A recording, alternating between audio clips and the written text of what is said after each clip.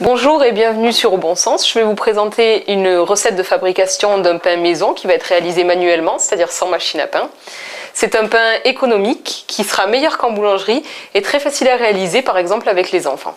Pour ce faire, vous aurez besoin de 300 ml d'eau tiède dans lequel vous diluerez une cuillère à soupe de levain, de levure ou de levain même que vous ferez vous-même.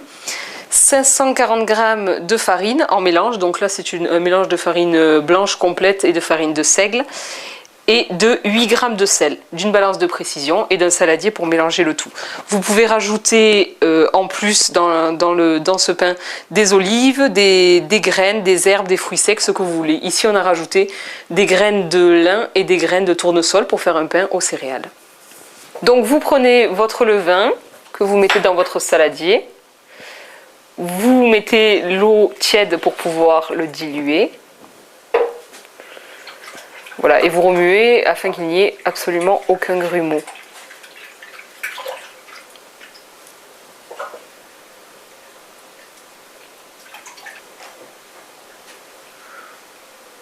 Vous rajoutez la farine.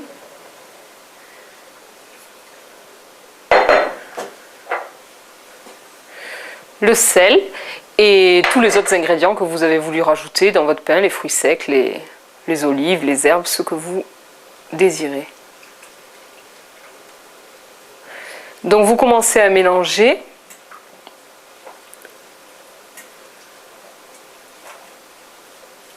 Et puis à pétrir.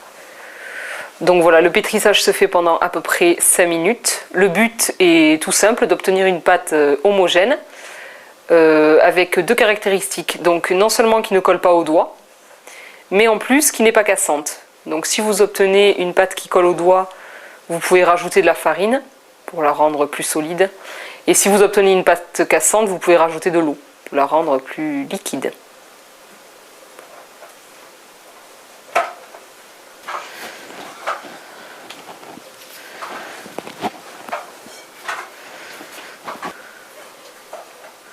Donc vous finissez le pétrissage, vous obtenez une pâte à peu près homogène, donc ni collante ni cassante.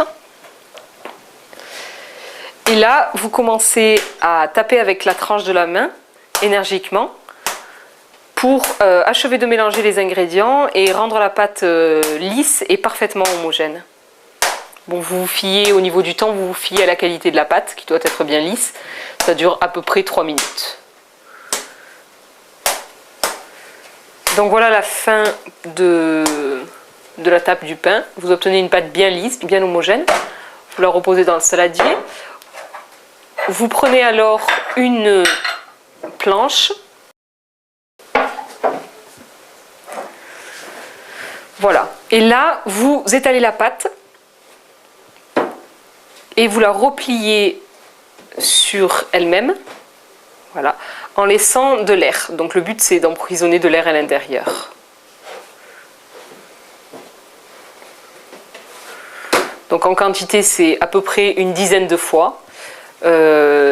En pratique c'est à peu près jusqu'à ce que la pâte devienne trop difficile à travailler.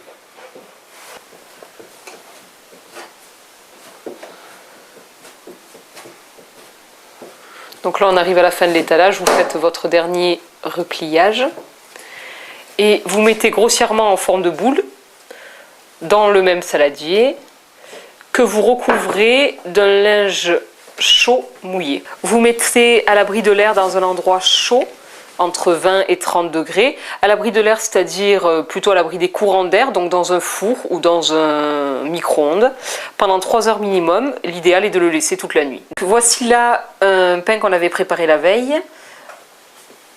Donc il a passé toute la nuit à gonfler. Donc vous voyez la pâte double voire triple largement de volume. Donc vous farinez les mains.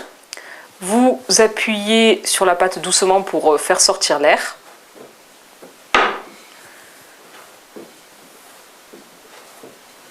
Voilà, vous la prenez et vous faites ce qu'on appelle le boulage, c'est-à-dire que vous étirez votre pâte et vous la repliez sur elle-même jusqu'à ce qu'elle soit trop dure à travailler, ce qui fait pareil une petite dizaine de fois.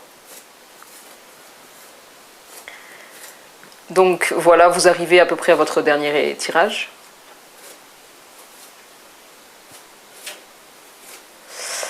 À ce moment-là, vous mettrez votre pain en forme, donc ça dépend de ce que vous voulez obtenir. Un gros pain, une baguette, une boule.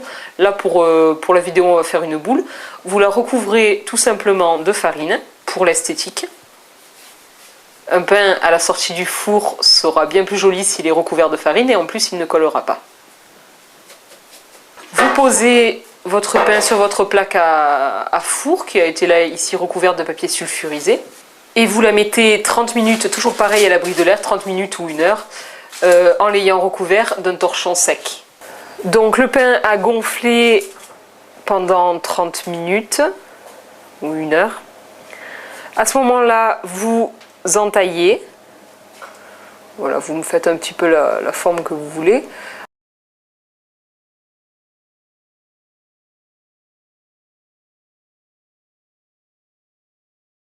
Voilà, et vous l'enfournez dans un four préchauffé à 300 degrés si possible, ou alors au maximum. Ici c'est 235.